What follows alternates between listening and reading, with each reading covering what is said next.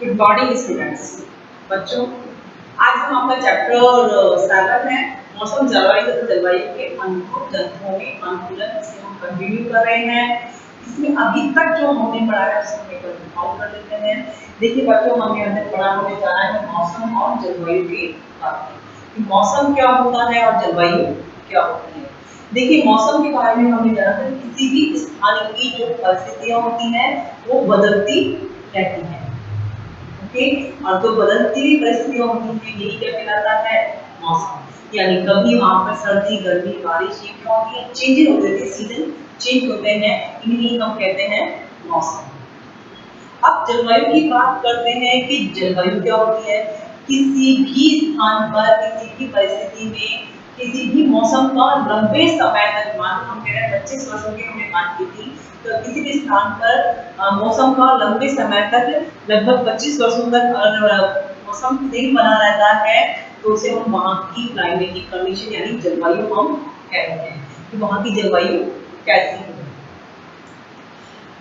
और ये जलवायु हमें लगभग माना है कि 25 वर्ष, लेकिन एक किसी भी स्थान की जलवायु को बनने में बच्चों हजारों लाखों वर्ष निकल जाते हैं।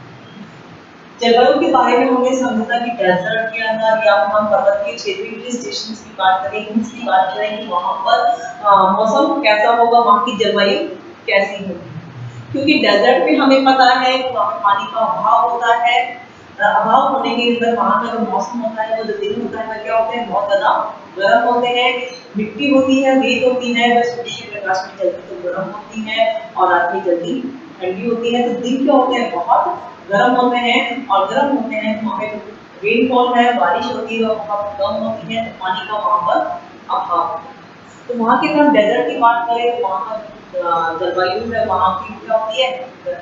अगर हम हिल्स की बात करें तो हमने समझा था कि जैसे जैसे हम ऊंचाई पर चढ़ते हैं वैसे वैसे ही जो टेम्परेचर है, तापमान है, वो कम होता जाता है। तो इसलिए हिल्स पर क्या होता है, हमें ठंड अधिक होती है।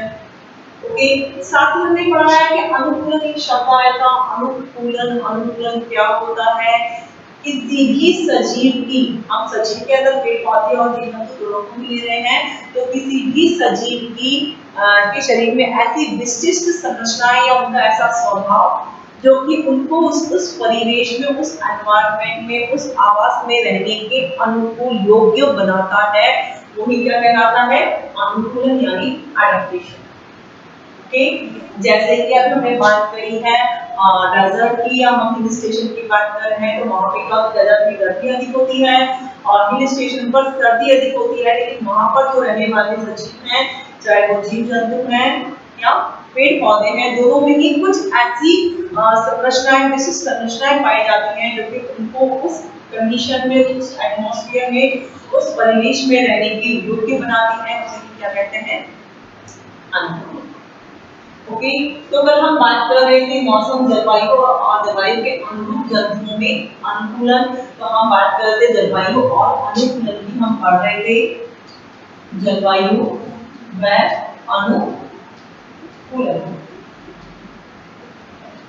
कि जलवायु और अनुकूलन क्या होते हैं। देखिए जलवायु हमें समझा था और अनुकूलन भी हमें समझा है, यानी किस तरह की जलवायु में वहां के रहने वाले जीव जंतुओं में कैसा अडैप्टेशन, कैसा अनुकूलन वहां पर पाया जाता है, जो कि वे उस प्रतिकूल परिस्थितियां, सर्दी अधिक है तभी वो वहां पर अपने रह रहे हैं, ग्रो कर रहे हैं, या डेजर्ट है तो वहां भी वो रह रहे हैं और अपने आप को गर्मी करके अपने आप को वहां रहने के योग्य बना रहे हैं। तो आगे हमने बात की थी कि जलवायु और अनुकूलन में हमने समझा था कि जलवायु जो होती है, क्लाइमेटिक कंडीशन, हमने मेनली दो तरह की हमने पढ़ी थी। और कौन सी पढ़ी थी, एक पढ़ी थी हमने ध्रुवीय क्षेत्र, ठीक, और हमने पढ़ी थी उष्ण कटिबंधीय, उष्ण कटिबंधीय वर्षा। अब ध्रुवीय क्षेत्र में पढ़ा जाता है, मैंने पोलर रीजन में ध्रुवीय क्षेत्र है, तो इनमें क्या होती है, ठंड अत्यधिक होती है। क्या होती है, सर्दी अत्यधिक होती है, बहुत ज्यादा सर्दी होती है। ओके, सर्दी अधिक होगी तो मतलब टेम्परेचर बहुत कम होगा।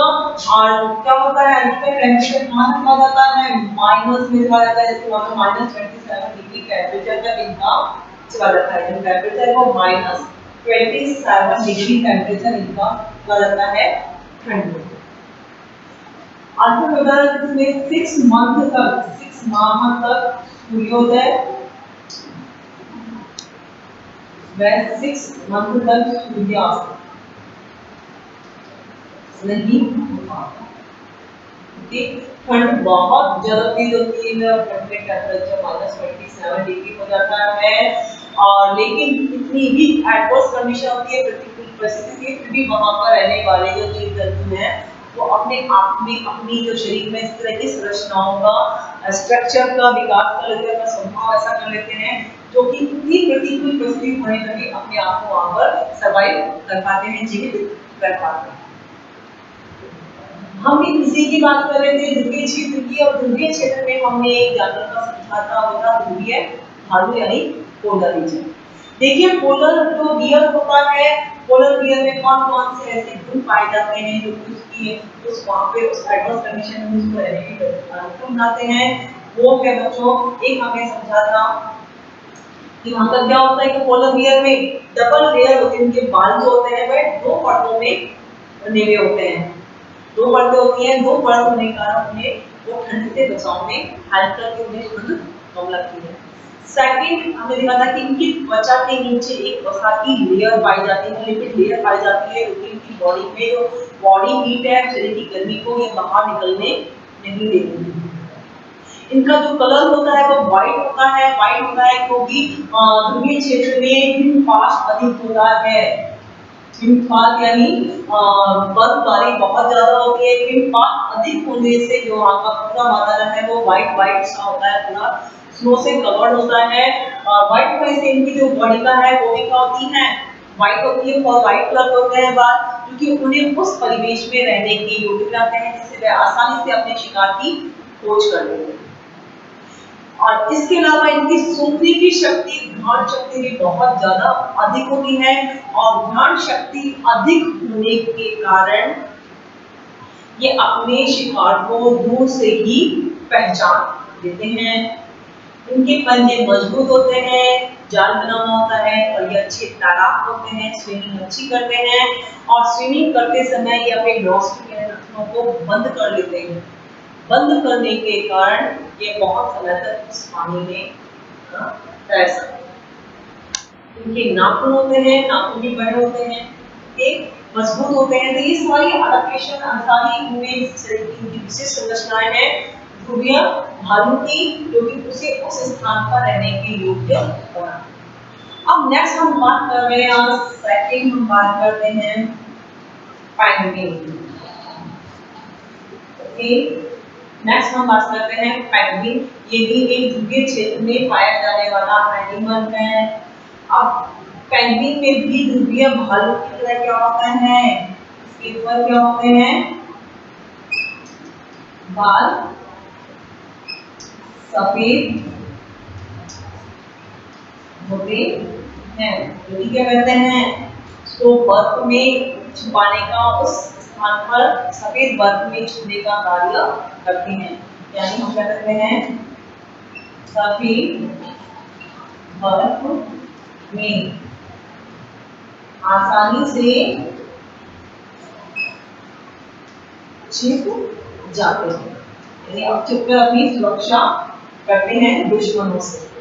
प्रेडेटर यानी शिकारी होते हैं, शिकारी से ये सफेद बर्फ में आसानी से, बाल सफेद होते हैं और बाल सफेद होने के कारण सफेद बर्फ में आसानी से छुप जाते हैं और अपनी रक्षा करते हैं।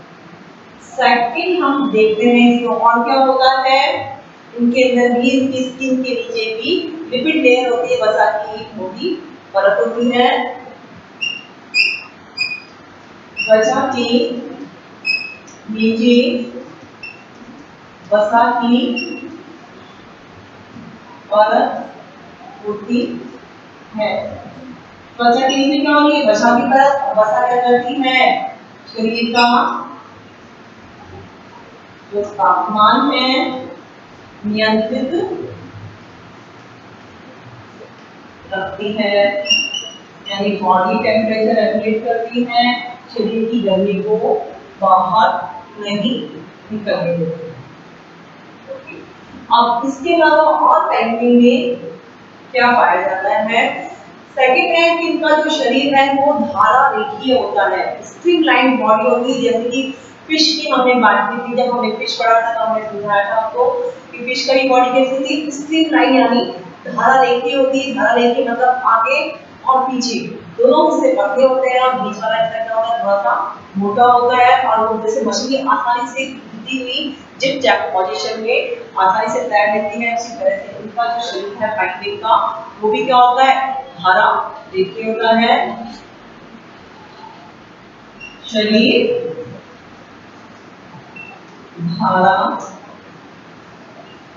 रेखीय होता है।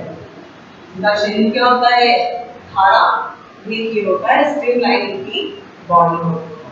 इसके अलावा और हम बात करें तो पेंगुइन में ऐसे और कौन से गुण पाए जाते हैं जो कि उन्हें उस कंडीशन में रहने के अनुकूल बनाते हैं?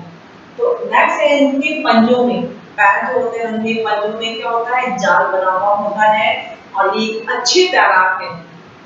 जाल के कारण ये अच्छी तरह से पानी में स्विम कर सकते हैं, तैर सकते हैं। इनके हम कह सकते हैं पंजों में जाल पाया जाता है। क्या करते हैं? तैरने में मदद करते हैं।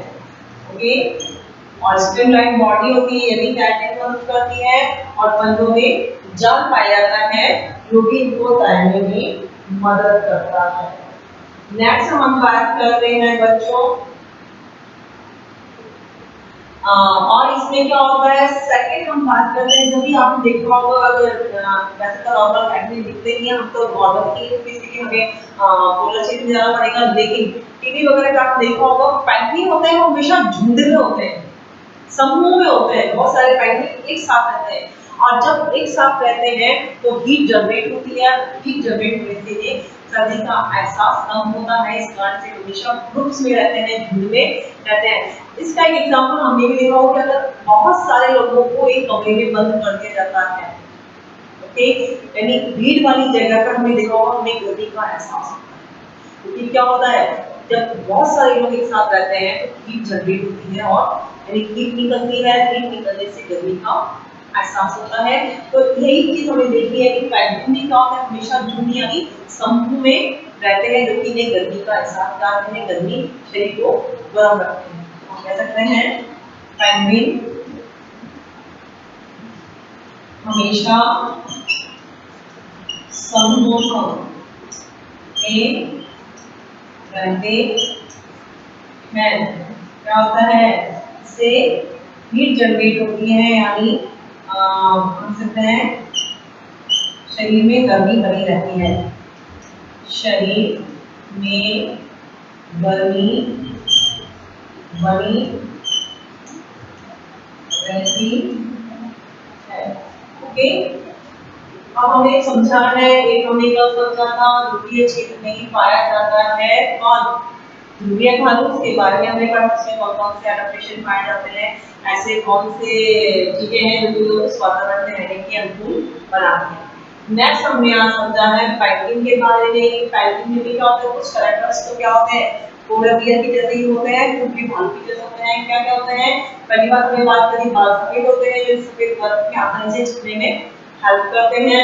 सेकंड है पेंगुइन की त्वचा के नीचे वसा की एक परत होती है जो कि शरीर के तापमान को नियंत्रित करती है, रेगुलेट करती है, गर्मी बनाए रखती है। नेक्स्ट हम बात करते हैं इनका शरीर धारा रेखीय होता है, स्ट्रीमलाइन बॉडी होती है, जो कि स्ट्रीमलाइन बॉडी का मतलब होता है आगे से पतला होना और पीछे से पतला होना और बीच में हल्का सा होना होना।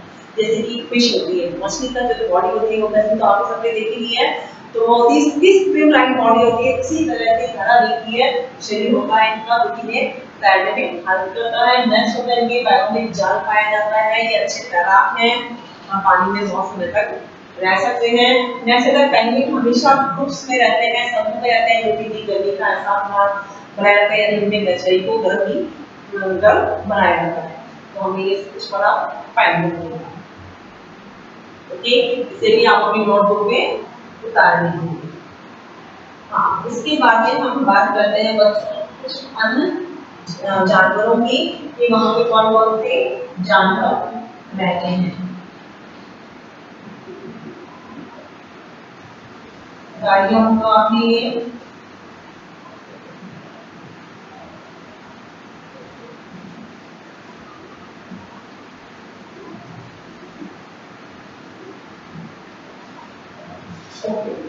नेक्स्ट हम बात करते हैं कि अन्य जानवर और कौन कौन से जानवर हैं जो कि ध्रुवीय क्षेत्र में पाए जाते होंगे। जैसे हम बात करते हैं फिश यानी मछलियां भी पाई जाती हैं, रेनडियर,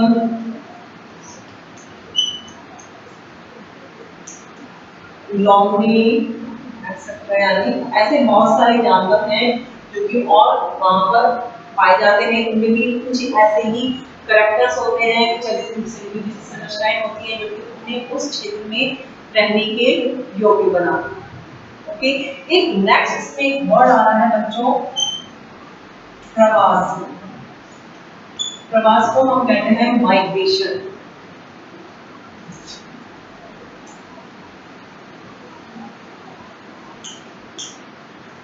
माइग्रेशन ये वर्ड आपने बहुत कहीं, जैसे हम नॉर्मल स्कूल में और आपने पेपर्स पढ़ा है तो उनमें माइग्रेटरी बर्ड्स यानी प्रवासी पक्षियों के बारे में आपने सुना होगा।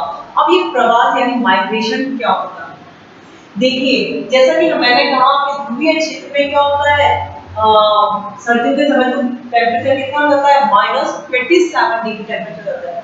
अब वहां पर रहने वाले कुछ पक्षी ऐसे हैं या कुछ मछलियां, कुछ जीव ऐसे हैं कि अब इस एडवर्स कंडीशन इतने ठंड में वहां पर नहीं रह सकते हैं, अपना प्रजनन नहीं कर सकते हैं, रिप्रोडक्शन नहीं कर सकते हैं, तो उस चीज से अत्यधिक ठंड से बचने के लिए क्या करते हैं, वो माइग्रेशन कर जाते हैं, प्रवास कर जाते हैं, यानी वहां से चले जाते हैं कुछ महीनों के लिए।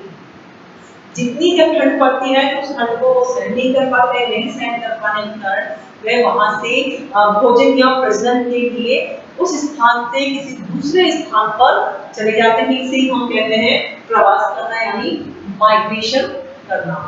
नॉर्मली आपने सुना होगा क्या कहते हैं उसको हम साइबेरियन क्रेन के बारे में। साइबेरियन क्रेन जो कि साइबेरिया में पाई जाती है, वहां पे भी क्या होता है, मौसम बहुत ज्यादा ठंडा होता है। अब मौसम जब ठंडा होगा बच्चों मौसम, तो उस सर्दी के अंदर जब अत्यधिक ठंड होगी तो उस ठंड से बचने के लिए और भोजन और प्रजनन की तलाश के अंदर क्या करते हैं, वो वहां से उड़ करके मीलों दूर, बहुत लंबा रास्ता होता है, लाखों किलोमीटर, इतनी दूरी से वो अपने उड़ करके अपना रास्ता तय करते हैं और रास्ता तय करने के बाद में वो यहाँ पे आते हैं। यहाँ पर भी मैं एक नाम बताऊंगी आपको, राजस्थान में है हमारा भरतपुर। भरतपुर जो नेशनल बर्ड सेंचुरी है, उस बर्ड सेंचुरी में पक्षी अभ्यारण्य के अंदर वहां पर ये माइग्रेट करते हैं, वहां पर ये आते हैं और आने के बाद में कुछ महीने जब तक वहां पर ठंड रहती है तब तक ये यहाँ पर रुकते हैं और कुछ यहाँ पे आकर के अपने भोजन और प्रजनन का, रिप्रोडक्शन का कार्य करते हैं, यानी अपने बच्चों को शिशु पैदा करने के लिए काम करते हैं अपना। और जब इनके बच्चे हो जाते हैं उसके बाद में 2-3 महीने जब यहाँ पे रुकते हैं, उसके बाद जब वहाँ की कंडीशन उनको पता है नॉर्मल हो गई होगी, यानी वापस अब ठंड कम हो गई होगी, तो ये वापस अपने ही स्थान पर चले जाते हैं। ओके, तो ये होता है एग्जाम्पल बताया मैंने माइग्रेशन। माइग्रेटरी बर्ड्स है। और हम जयपुर की बात करें तो जयपुर में भी जल महल है, मानसागर झील है, यहाँ पे भी माइग्रेटरी बर्ड्स आती हैं, प्रवासी पक्षी आते हैं। जब यहाँ पे किसी भी जगह जहाँ पे ये रहते हैं वहाँ का जब मौसम प्रतिकूल हो जाता है, ठंड बहुत ज्यादा तेज हो जाती है, तो ये वहाँ से माइग्रेट करके, वहाँ से उड़ करके कुछ समय के लिए दूसरे स्थान पर आते हैं और अपना भोजन और प्रजनन का कार्य करते हैं। और जब वापस कंडीशन नॉर्मल होती है तो ये वापस अपने उसी स्थान पर चले जाते हैं।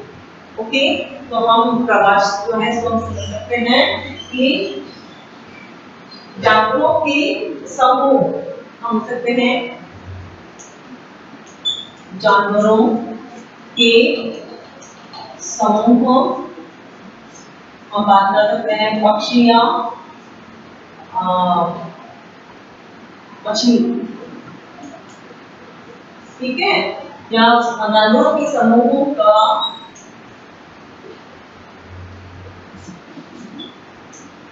प्रतिकूल परिस्थितियों, जानवरों के समूह का प्रतिकूल परिस्थितियों में भोजन व प्रजनन के लिए एक स्थान से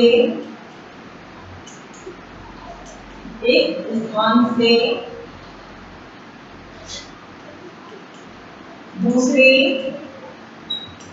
स्थान तक जाना, एक स्थान से दूसरे स्थान पर जाना क्या कहलाता है? प्रवास कहलाता है। ओके, यानी जानवरों के समूह यानी पक्षी या मछली की बात कर रहे हैं का एक प्रतिकूल परिस्थितियों में भोजन व प्रजनन के लिए एक स्थान से दूसरे स्थान पर जाना ही प्रवास कहलाता है, माइग्रेशन कहलाता है। मछली भी एक होती है, एक मछली होती है, लंबी होती है, ये भी क्या करती है? माइग्रेशन का कार्य करती है। जब कंडीशन एडवर्स हो जाती है, प्रतिकूल परिस्थितियां हो जाती है, रहने योग्य नहीं रहती है, तो अपने क्या करती है? पानी में तैरकर लाखों मील की दूरी तय करके दूसरे स्थान पे आती हैं, वहाँ पे अपना प्रजनन का कार्य करती हैं, कुछ समय के लिए वहाँ रुकते हैं और रुकने के बाद में क्या होता है? जब कंडीशन वापस नॉर्मल हो जाती है, वहाँ की कंडीशन फिर वैसी हो जाती है जैसे उनकी रहने की अनुकूल होती है, तो ये वापस उसी स्थान पर चले जाते हैं। इसे हम कहते हैं माइग्रेशन।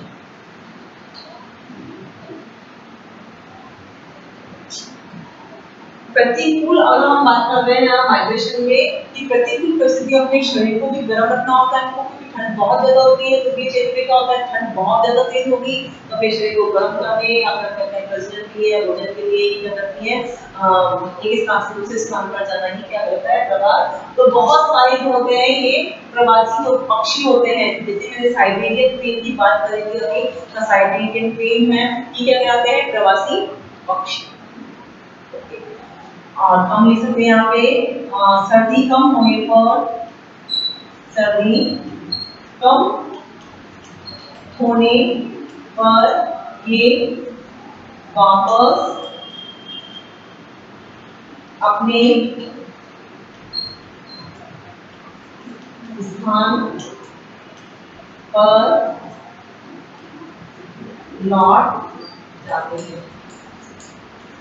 ओके, जैसे कंडीशन नॉर्मल होती है, परिस्थितियां नॉर्मल होती हैं, तो ये वापस अपने ही स्थान पर चले जाते हैं। ओके, तो हम यहाँ पे माइग्रेशन का समझना बहुत जरूरी था। अब इसके अलावा हम एक बात करते हैं,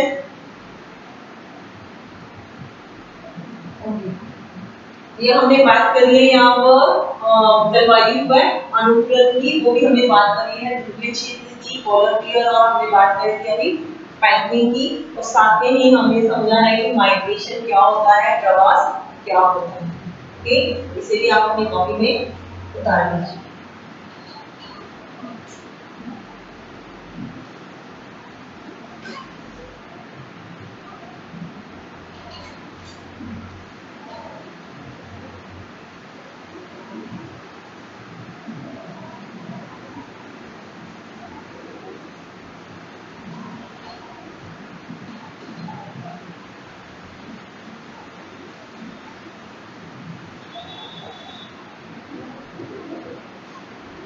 देखिए, अब जलवायु का अनुकूलन में हमने बात की थी उष्णकटिबंधीय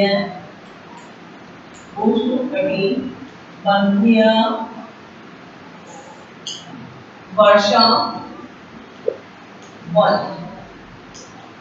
जैसा कि अभी हमने उसमें देखा था ध्रुवीय क्षेत्र में कि वहां पे ठंड अधिक होती है, यहाँ पे क्या होती है? गर्मी अधिक होती है। क्या होती है? गर्मी अधिक होती है। तो देखो ये भूमध्य रेखा है हमारे, उसके समीप होते हैं। कहाँ होते हैं ये? भूमध्य रेखा के पास में होते हैं। ये जो क्षेत्र है कहाँ होता है? भूमध्य रेखा के पास होते हैं। जो उष्णकटिबंधीय वर्षावन है बच्चों में कहाँ होते हैं, भूमध्य रेखा के पास में होते हैं। और भूमध्य रेखा पर क्या होती है, जो सनरेज है वो बहुत ज्यादा आती है, सीधी आती है, तो वहां पे क्या होती है, सनरेज सीधी आएगी तो क्या होगा, गर्मी का एहसास अधिक होगा, गर्मी अधिक होगी।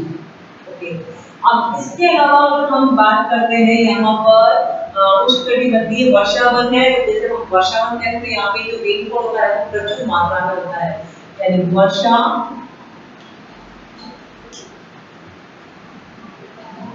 जो रेनफॉल है अधिक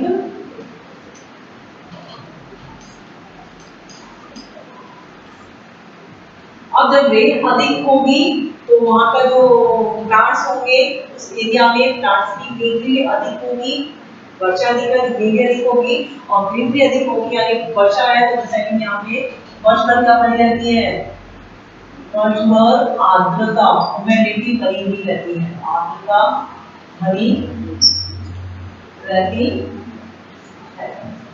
ओके, अगर वर्ष भर बारिश होगी तो क्या बनी रहेगी, ह्यूमिडिटी बनी रहती है, दिन रात की लंबाई क्या होती है, बराबर होती है।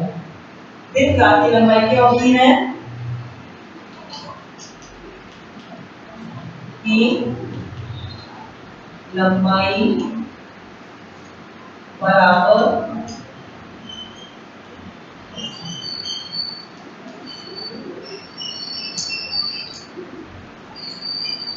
ओके, दिन रात की लंबाई बराबर होती है। अब हम ह्यूमिडिटी की बात कर रहे हैं, जब वर्षा अधिक होगी तो मतलब पानी का भाप बनकर के उड़ना अधिक होगा, चले क्या होगा, वो वाष्पोत्सर्जन की क्रिया अधिक होगी, और तो जो हमारी एटमॉस्फेयर उसमें पानी की मात्रा ज्यादा होती है, उससे क्या होती है, ह्यूमिडिटी हो जाती है। जैसे कि हमने ये देखा है जब बारिश के मौसम में आपने चिपचिपाहट का अनुभव किया होगा अपनी स्किन के अंदर, चिपचिपाहट, तो वो भी क्या होती है, आर्द्रता होती है। उस समय में क्या होती है, बारिश भी होती है और साथ में क्या होता है, गर्मी भी अधिक होगी, समय अधिक होती है, तो जो पानी वो भाप बनकर के अधिक से अधिक उठता है, और जो एटमॉस्फेयर उसमें जल वाष्प की मात्रा अधिक होती है, उससे ह्यूमिडिटी यानी आर्द्रता बढ़ जाती है। तो इस रीजन में क्या होती है, आर्द्रता बहुत ज्यादा अधिक होती है। वन की बात कर रहे हैं, प्रचुर मात्रा में होते हैं। अब हम वन की बात करते हैं, हमारे भारत की बात करें, पश्चिमी घाट में असम, जो वन की बात कर रहे हैं भारत में सबसे अधिक वन कहाँ मिलेंगे आपको, पश्चिमी घाट या असम क्षेत्र में क्या मिलेंगे, वन अधिक मिलेंगे। अगर वन की भी हम बात कर रहे हैं, दूसरी भारत के अलावा हम बात कर रहे हैं, तो वो बच्चों वन मिलते हैं दक्षिण पूर्वी एशिया और मध्य अमेरिका। दक्षिण पूर्वी एशिया, दक्षिण पूर्वी एशिया, इसके अलावा मिलते हैं बच्चों मध्य अमेरिका और अफ्रीका में। मध्य अमेरिका, इसके अलावा मिल सकते हैं अफ्रीका, और ऐसे और भी बहुत सारे जगह हैं जहां पर हम वन की बात कर रहे हैं। ओके, तो हमने देखा है कि उष्णकटिबंधीय वर्षावन है, इनमें गर्मी अधिक होती है क्योंकि भूमध्य रेखा के समीप होते हैं, वर्षा रेनफॉल अधिक होती है, रेनफॉल अधिक होने से और गर्मी अधिक होने से यहाँ पे पूरे समय क्या बनी रहती है, आर्द्रता यानी ह्यूमिडिटी बनी हुई रहती है। दिन रात की लंबाई समान होती है। वन होते हैं हम भारत पश्चिमी घाट या असम में होते हैं, और दक्षिणी पूर्वी एशिया में या मध्य अमेरिका या अफ्रीका में भी ये वन उष्णकटिबंधीय वर्षावन पाए जाते हैं। ओके, इतना आज हमने पढ़ा है बच्चों। इसके बाद में इसमें जो जानवर रहते हैं या जीव जंतु जो रहते हैं उनमें अब किस तरह का अनुकूलन पाया जाता है, ये अब हम नेक्स्ट लेक्चर यानी कल के लेक्चर में हम पढ़ेंगे। ओके, जितना हमने कराया है इसको आप पढ़ें, अपनी बुक से भी रीड आउट करें, जो हमें नोट्स लिखवाए हैं उनको भी आप रीड आउट करें और उसको करने को समझिए, और भी कुछ भी प्रॉब्लम है तो आप मुझसे पूछ सकते हैं अपने व्हाट्सएप ग्रुप पर। Okay, thank you.